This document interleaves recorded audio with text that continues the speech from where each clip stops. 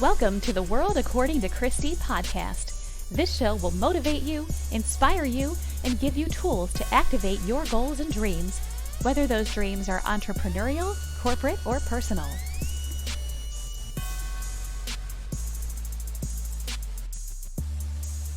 This episode is sponsored by the Faith to Conquer Fear course, The Mind, How What You Think and Choose Impacts Your Life.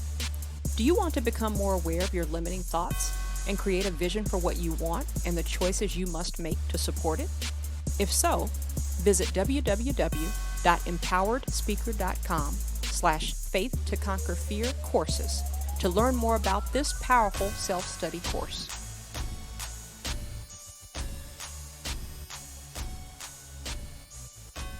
Hello, I'm Christy Demetrakis, and today I want to talk about becoming what you believe.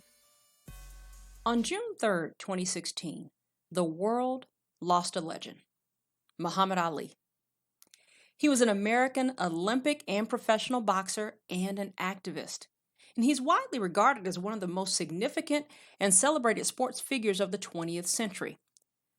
Now, he ultimately lost his life to a 32-year-long battle with Parkinson's, which is a progressive neurological condition. But before the onset of the disease, Ali was known for his cocky attitude and trash-talking rhymes. I can remember watching him on TV going, "Would he just be quiet?" One of his most memorable was "Float like a butterfly, sting like a bee." Ali possessed confidence on steroids. If you look back at videos of post-fight interviews, Ali would always tout, "I'm the greatest, I'm the greatest." Now, to some, if not most, he appeared to be bragging and full of himself. But even Ali said, it's not bragging if you can back it up.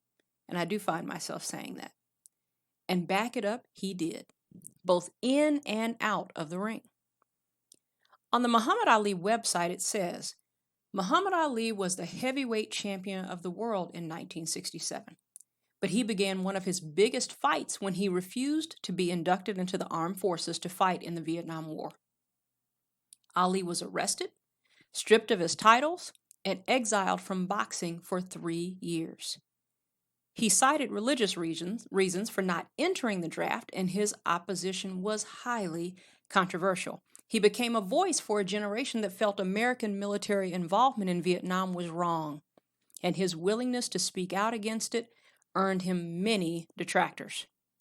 But Ali never wavered, and his conviction was overturned in 1971, and he went on to earn back his world heavyweight champion title in 1974.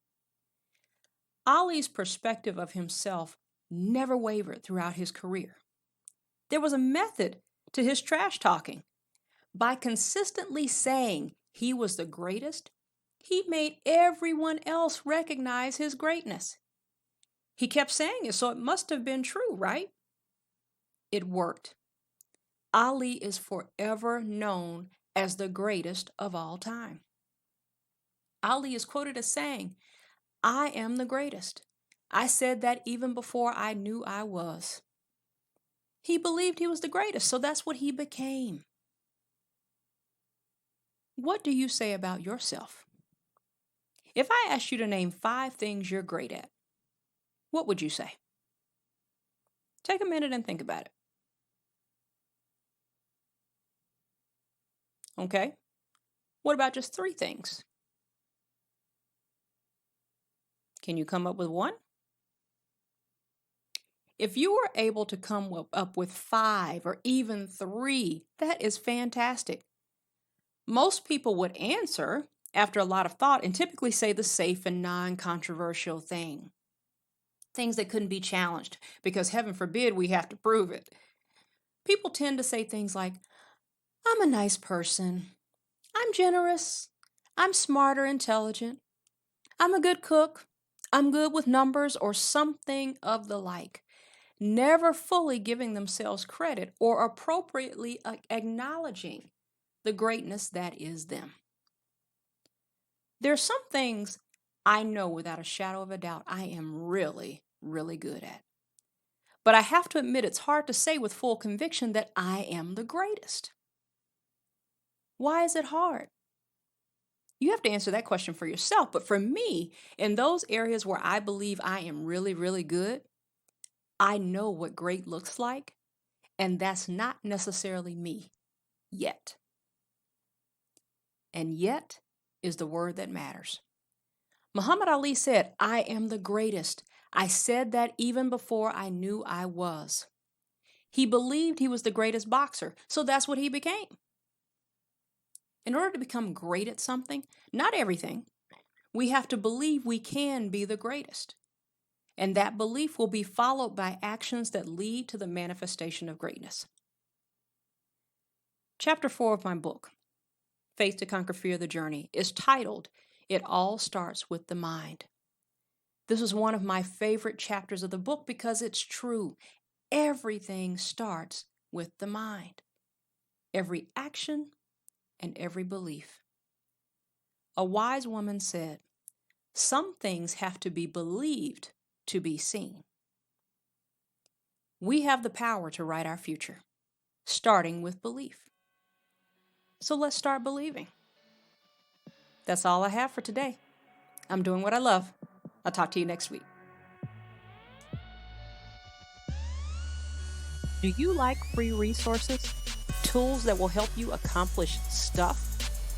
I like great resources, and I have great resources for you to download for free at www.empoweredspeaker.com/free resources. You can access video series, declaration journals, free chapters of my books, and more. Visit empoweredspeaker.com today.